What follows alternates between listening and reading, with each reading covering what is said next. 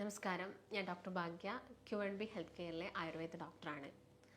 നിങ്ങൾ എത്ര ഭക്ഷണം കഴിച്ചിട്ടും തടിക്കുന്നില്ല, നിങ്ങൾക്ക് ഇടയ്ക്കിടയ്ക്ക് നെഞ്ചരിച്ചിൽ പോലെയുള്ള പ്രശ്നങ്ങൾ വരുന്നു. ഇങ്ങനെയുള്ള ബുദ്ധിമുട്ടുകളൊക്കെ ഒട്ടുമിക്ക ആളുകളിലും കണ്ടുവരുന്നത് അസിഡിറ്റി എന്ന് പറഞ്ഞൊരു പ്രശ്നം കൊണ്ടാണ്. അസിഡിറ്റി എന്ന് വെച്ചാൽ ആസിഡ് കൂടുതലായിട്ട് പ്രൊഡ്യൂസ് ചെയ്യുക.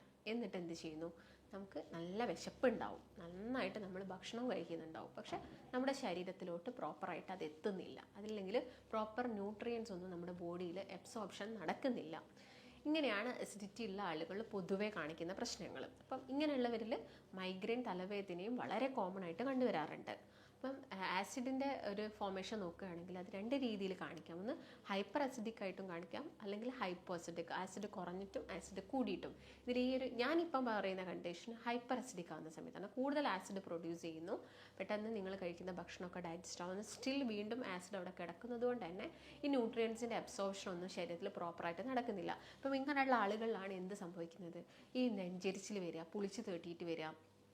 നിങ്ങൾ ജസ്റ്റ് ഒന്ന് ഭക്ഷണം കഴിച്ച് കുറച്ച് കഴിഞ്ഞിട്ടൊന്ന് പോയി കിടക്കുമ്പോഴേക്കും ഈ ഫുഡോ അല്ലെങ്കിൽ പെട്ടെന്നൊരു ആസിഡ് പോലെ ഭയങ്കര പുളിപ്പോട് കൂടിയിട്ട് നിങ്ങളുടെ വായിലോട്ട് തിരിച്ചു വരുന്നതൊക്കെ. അപ്പം ഇങ്ങനെയുള്ള കണ്ടീഷനിൽ എന്തൊക്കെ കാര്യങ്ങൾ നമുക്ക് ശ്രദ്ധിക്കാം, എന്തൊക്കെ ഭക്ഷണത്തിൽ നമുക്ക് ഉൾപ്പെടുത്താം. നമുക്ക് എല്ലാവർക്കും അറിയാം, നിങ്ങൾ ഇങ്ങനെയുള്ളൊരു പ്രോബ്ലംസ് ഉണ്ടാകുമ്പോഴേക്കും ഒരു ആൻറ്റാസിഡ്സ് ഒക്കെ എടുത്തിട്ടായിരിക്കും കഴിക്കുന്നുണ്ടാവുക. ഏതെങ്കിലും ഒരു ആൻറ്റാസിഡ്സ് നമുക്ക് കണ്ടിന്യൂസ് ആയിട്ട് കുറേ കാലമൊന്നും കഴിക്കാൻ പറ്റില്ല. അതിൻ്റെ സൈഡ് എഫക്ട്സ് എന്ന് പറയുന്നത് ഒരുപാടാണ്. അപ്പം നമ്മൾ എന്ത് ചെയ്യണം, നമ്മുടെ ഭക്ഷണത്തിൽ ശ്രദ്ധിക്കുക. അല്ലെങ്കിൽ നമുക്ക് മറ്റെന്തെങ്കിലും കോസസ് ഉണ്ടോ. അപ്പം ചില ആളുകളുടെ ഗട്ടിൽ എച്ച് പൈലോറി ബാക്ടീരിയാസ്, ചീത്ത ബാക്ടീരിയ ആണ്.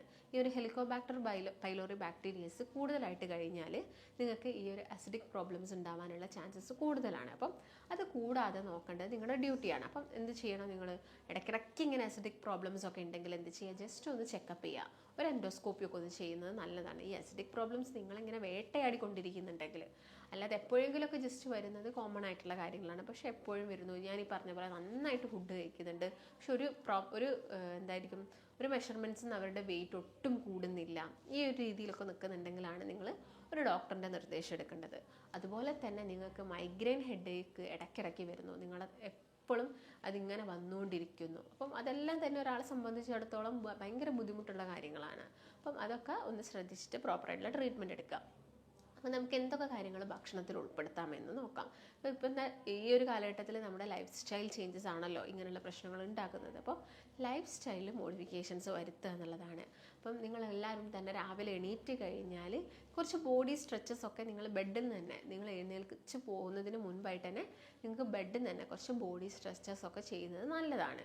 അപ്പം ബോഡി സ്ട്രെച്ചസ് എന്ന് പറയുന്നത് തന്നെ നമ്മുടെ വയറ് ഒന്ന് മൂവ്മെൻറ്റ്സ് കിട്ടുന്ന രീതിയിൽ, അല്ലെങ്കിൽ പെരിസ്റ്റാൾട്ടിക് മൂവ്മെൻറ്റ് കൂടുന്ന രീതിയിൽ, ജസ്റ്റ് ബെഡ് കിടന്നുകൊണ്ട് തന്നെ സൈക്ലിംഗ് പോലെയുള്ളത്, അങ്ങനെ കുറച്ച് സ്ട്രെച്ചസ് നിങ്ങളെ ശരീരം കൊണ്ട് നിങ്ങൾ ചെയ്യുക. ഇതെല്ലാം തന്നെ സർക്കുലേഷൻ കൂട്ടാനൊക്കെ ഹെൽപ്പ് ചെയ്യുന്നു. അതുപോലെ തന്നെ ഈ ആസിഡിൻ്റെ പ്രൊഡക്ഷനൊക്കെ ഒന്ന് ബാലൻസ്ഡ് ആയിട്ട് കൊണ്ടുപോകാനും ഇത് സഹായിക്കുന്നുണ്ട്. അപ്പം അങ്ങനെയുള്ള സ്ട്രെച്ചസുകളൊക്കെ നിങ്ങളൊന്ന് ഫോളോ ചെയ്യുന്നത് നല്ലതാണ്. അതുപോലെ തന്നെ നോർമലി നമ്മൾ എല്ലാ ദിവസവും നടക്കണം. ഒരു 10-20 മിനിറ്റ് നിങ്ങൾ എല്ലാ ദിവസവും നടക്കുന്നതും ഇങ്ങനെയുള്ള പ്രശ്നങ്ങളൊക്കെ സോൾവ് ചെയ്യാൻ വേണ്ടിയിട്ട് ഹെൽപ്പ് ചെയ്യുന്നു. അപ്പം അല്ലെങ്കിൽ പ്രാണായാമാസ് ചെയ്യുന്നത്, ശവാസനം പോലെയുള്ള യോഗകളൊക്കെ ചെയ്യുന്നതൊക്കെ ഇങ്ങനെയുള്ള അസിഡിക് പ്രോബ്ലംസ് കുറയ്ക്കാൻ വേണ്ടിയിട്ട് ഹെൽപ്പ് ചെയ്യുന്നു. അതുപോലെ തന്നെ ഇപ്പം ഭക്ഷണത്തിൻ്റെ കേസൊക്കെ നോക്കുകയാണെങ്കിൽ ഒരുപാട് ഭക്ഷണങ്ങൾ നമ്മൾ മാറ്റി നിർത്തേണ്ടതുണ്ട്. കൂടുതൽ പുളിപ്പുള്ള അല്ലെങ്കിൽ ഈ തക്കാളി കൊണ്ടുണ്ടാക്കുന്ന ഈ സോസുകളും കാര്യങ്ങളൊക്കെ, അതൊക്കെ നിങ്ങൾ എന്ത് ചെയ്യണം, കംപ്ലീറ്റ് ആയിട്ടൊന്ന് നിങ്ങളുടെ ആ ഒരു ഡയറ്റിൽ നിന്നും കുറച്ച് കാലത്തേക്കെങ്കിലും ഒഴിവാക്കുക. അതുപോലെ തന്നെ അമിതമായിട്ട് പുളിയിട്ട് കഴിക്കുന്നത്, അതൊക്കെ ഒന്ന് ജസ്റ്റ് എന്ത് ചെയ്യുക, വെറും വയറ്റിൽ പുളിയുള്ളത് കഴിക്കുക. ഈ ഓറഞ്ച് ഫാമിലിയിൽ വരുന്ന, അതായത് വൈറ്റമിൻ സി റിച്ച് ആയിട്ടുള്ളത് കൂടുതലായിട്ടും വെറും വയറ്റിൽ കഴിക്കുന്നതൊക്കെ ആളുകളിൽ പ്രശ്നം ഉണ്ടാക്കും. അപ്പോൾ അതൊക്കെ ഒന്ന് ശ്രദ്ധിക്കുക. അപ്പോൾ നല്ല അസിഡിക് പ്രോബ്ലംസ് ഒക്കെ ഉണ്ടെങ്കിൽ എന്ത് ചെയ്യുക, ഈ ഓറഞ്ചൊക്കെ കഴിക്കുന്നത് ഒന്ന് കുറച്ചുകൊണ്ട് വരിക. അപ്പം അങ്ങനെയുള്ള പ്രശ്നങ്ങളൊക്കെ നിങ്ങൾക്ക് ഉള്ള ആളുകളാണെങ്കിൽ പ്രോപ്പറായിട്ടുള്ള ട്രീറ്റ്മെൻറ്റ്സും എടുക്കുക. കാരണം ഭക്ഷണത്തിൽ ചേഞ്ചസ് വന്നിട്ടും നിങ്ങൾക്ക് യാതൊരു കുറവും ഇല്ലെങ്കിൽ എന്ത് ചെയ്യണം, നിങ്ങൾ അതിന് പ്രോപ്പറായിട്ടുള്ള ട്രീറ്റ്മെൻറ്റ്സ് എടുക്കുക തന്നെ വേണം. എന്നാൽ മാത്രമേ നമുക്കത് കംപ്ലീറ്റ് ആയിട്ട് ക്യൂർ ചെയ്യാൻ പറ്റുള്ളൂ. അപ്പോൾ എപ്പോഴും നിങ്ങൾ നോക്കുക, നിങ്ങളുടെ ബോഡി ഹൈപ്പർ അസിഡിക് ആയിട്ടാണോ കിടക്കുന്നത് അല്ലെങ്കിൽ ഹൈപ്പോ അസിഡിക് ആണോ. ഈ ഹൈപ്പോ അസിഡിക് എന്ന് വെച്ചാൽ കഴിഞ്ഞാൽ ഒന്നുമില്ല, നമുക്ക് എന്തായിരിക്കും, ഈ ഗ്യാസിൻ്റെ പ്രശ്നങ്ങളായിരിക്കും കൂടുതലായിട്ടുണ്ടായിരിക്കുക. കീശ്വാസമായിട്ട് പോവുക, ചില ആളുകൾക്ക് വായിലൂടെ പോകുന്നത്, എന്നാൽ ചില ആളുകൾക്ക് വയറിങ്ങനെ തള്ളി നിൽക്കും, തീരെ ഗ്യാസ് പോകുന്നേ ഇല്ല. ഈ പ്രശ്നങ്ങളാണ് ഹൈപ്പോ അസിഡിക് കേസസുകളിൽ കണ്ടുവരുന്നത്. അവർക്ക് ചിലപ്പോൾ മലബന്ധം പോലുള്ള പ്രശ്നങ്ങൾ വരാം. ഇപ്പം ഹൈപ്പർ അസിഡിറ്റി ആണെങ്കിലും അവർക്കും കോൺസ്റ്റിപ്പേഷൻ വരാനുള്ള ചാൻസസ് ഒക്കെ ഒരുപാട് കൂടുതലാണ്. അപ്പം നിങ്ങൾക്ക് ഏത് കണ്ടീഷനാണെന്നുള്ളതൊന്ന് ചെക്ക് ചെയ്യേണ്ടത് വളരെ അനിവാര്യമായിട്ടുള്ള കാര്യമാണ്. അതിനുശേഷം മാത്രമാണ് നമുക്ക് ട്രീറ്റ്മെൻറ്റ്സും കാര്യങ്ങളൊക്കെ സ്റ്റാർട്ട് ചെയ്യാൻ പറ്റുന്നത്. പിന്നെ നിങ്ങൾ ചെയ്യേണ്ട കുറച്ച് കാര്യങ്ങൾ, നിങ്ങൾ രാവിലെ തന്നെ എണീറ്റ് കഴിഞ്ഞാൽ നമ്മൾ എന്താണെങ്കിലും എല്ലാവരും ചെയ്യുന്ന കാര്യം എന്താണ്? ബ്രഷിംഗ് ആണ്. അപ്പം ബ്രഷ് ചെയ്ത് കഴിഞ്ഞാൽ നിങ്ങൾ എന്ത് ചെയ്യുക? നിങ്ങൾക്ക് നിങ്ങളുടെ ഗം ഉണ്ടല്ലോ, ഈ പല്ലിൻ്റെ മോണകൾ, ഈ മോണകൾക്ക് ചുറ്റും ചെറിയ രീതിയിലുള്ള മസാജും കാര്യങ്ങളൊക്കെ കൊടുക്കുക, ചെറിയ മസാജ് കൊടുക്കുക. അതുപോലെ തന്നെ ബ്രഷ് ചെയ്യുന്നതിന് മുൻപായിട്ട് വേണമെങ്കിൽ നിങ്ങൾക്ക് ചെറിയൊരു ചൂടോട് കൂടിയിട്ട് വെള്ളം കുടിക്കുന്നത് നല്ലതാണ്. നല്ല ചൂട് വേണ്ട, ചെറിയൊരു ചൂടോട് കൂടിയിട്ട് വെള്ളം കുടിക്കുക. ഗമ്മിന് നന്നായിട്ട് മസാജ് ചെയ്യുക. ടങ് ക്ലീൻ ചെയ്യുക. ടങ് നിങ്ങൾ വളരെ അതായത് പ്രഷർ കൊടുത്ത് ക്ലീൻ ചെയ്യേണ്ട ആവശ്യമൊന്നുമില്ല. നല്ല സ്ലോ ആയിട്ട് നിങ്ങളുടെ നാവൊക്കെ ഒന്ന് ക്ലീൻ ചെയ്യുന്നതൊക്കെ ഈ ഒരു അസിഡിക് പ്രോബ്ലംസൊക്കെ കുറയ്ക്കാൻ വേണ്ടിയിട്ട് ഹെൽപ്പ് ചെയ്യുന്നതാണ്. അതുപോലെ തന്നെ നമുക്ക് ഏറ്റവും പ്രോപ്പറായിട്ട് യൂസ് ചെയ്യാൻ പറ്റുന്ന ഒരു കാര്യമാണ് മല്ലി എന്ന് പറയുന്നത്. ഈ ആസിഡിക് കംപ്ലയിൻറ്റ്സ് ഉള്ളവർക്ക് യൂസ് ചെയ്യാൻ പറ്റുന്നതാണ് മല്ലി. അപ്പോൾ മല്ലി തിളപ്പിച്ചിട്ടുള്ള വെള്ളം കുടിക്കുന്നത്, 1 ടീസ്പൂൺ മല്ലി നിങ്ങൾക്ക് 3 ഗ്ലാസ് വെള്ളത്തിൽ എന്ത് ചെയ്യുക, വിട്ടിട്ട് നന്നായിട്ട് തിളപ്പിച്ചിട്ട് ആ വെള്ളം കുടിക്കുന്നത് ഈ ഒരു അസിഡിക് കംപ്ലയിൻറ്റ്സ് കുറയ്ക്കാൻ വേണ്ടിയിട്ട് സഹായിക്കുന്നതാണ്. അപ്പോൾ അതൊക്കെ ഒന്ന് ട്രൈ ചെയ്ത് നോക്കുക. പിന്നെ നിങ്ങൾ ഭക്ഷണം കഴിച്ച പാടെ പോയിട്ട് കിടക്കുന്ന ശീലം ഉണ്ടെങ്കിൽ അത് കംപ്ലീറ്റ് ആയിട്ട് ഒഴിവാക്കണം. അതുപോലെ തന്നെ ഫുഡ് കഴിച്ച പാടെ പോയിട്ട് കുളിക്കുന്ന ആളുകളുണ്ട്, അങ്ങനെയുള്ള ശീലങ്ങൾ നിങ്ങൾ ഒഴിവാക്കുക. വിരുദ്ധമായിട്ടുള്ള ആഹാരം കഴിക്കുന്ന ആളുകളുണ്ട്, അതായത് കോമ്പിനേഷൻ പ്രോപ്പർ അല്ലാതെ ഫുഡ് കഴിക്കുന്നത്, വിരുദ്ധമായിട്ട് കഴിക്കുന്നത്. അപ്പം അങ്ങനെയുള്ള ശീലം ഉണ്ടെങ്കിൽ എന്ത് ചെയ്യുക, അത് നിങ്ങൾ കംപ്ലീറ്റ് ആയിട്ട് സ്റ്റോപ്പ് ചെയ്യാൻ വേണ്ടിയിട്ട് ശ്രദ്ധിക്കുക. ഇങ്ങനെയുള്ള പ്രശ്നങ്ങളെല്ലാം നമുക്ക് അസിഡിറ്റി കൂട്ടാനുള്ള ചാൻസസ് ഉണ്ട്. അപ്പം അത് ശ്രദ്ധിക്കുക. പിന്നെ നമുക്ക് എന്തൊക്കെ കാര്യങ്ങളാണ് ഭക്ഷണത്തിൽ ഉൾപ്പെടുത്തേണ്ടത്? ഭക്ഷണത്തിൽ ഉൾപ്പെടുത്തേണ്ടതെന്ന് വെച്ചാൽ കുക്ക് ചെയ്ത് കഴിക്കുക. എന്ത് വെജിറ്റബിൾസ് ആണെങ്കിലും ഒക്കെ ആണെങ്കിലും കുക്ക് ചെയ്തിട്ട് കഴിക്കുക. ഫ്രൂട്ട്സ് നിങ്ങൾ കഴിക്കുന്നുണ്ടെങ്കിൽ എല്ലാം തന്നെ വെറും വയറ്റിൽ കഴിക്കരുത്. പിന്നെ രാത്രി വളരെ ലേറ്റായിട്ടും ഫ്രൂട്ട്സ് കഴിക്കാൻ പാടില്ല.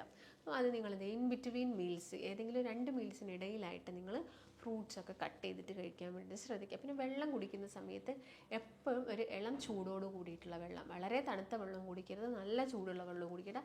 ഒരു ഇളം ചൂടോട് കൂടിയിട്ടുള്ള ഒരു വെള്ളമൊക്കെ നിങ്ങൾ കുടിക്കാൻ വേണ്ടിയിട്ട് നോക്കുക.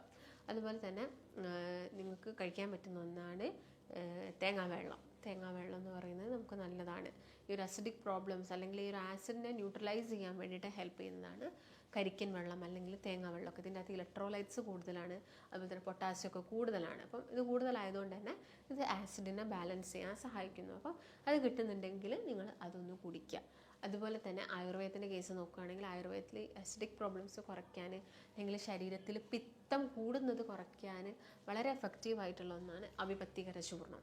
ഈ ഒരു അവിപത്തികര ചൂർണ്ണം നിങ്ങൾക്ക് കിട്ടുന്നുണ്ടെങ്കിൽ 1/2 ടീസ്പൂൺ അല്ലെങ്കിൽ 1 ടീസ്പൂണ് നിങ്ങൾക്ക് തേനിൽ മിക്സ് ചെയ്തിട്ട് രാത്രി കിടക്കുന്നതിന് മുൻപായിട്ട് കഴിക്കാവുന്നതാണ്.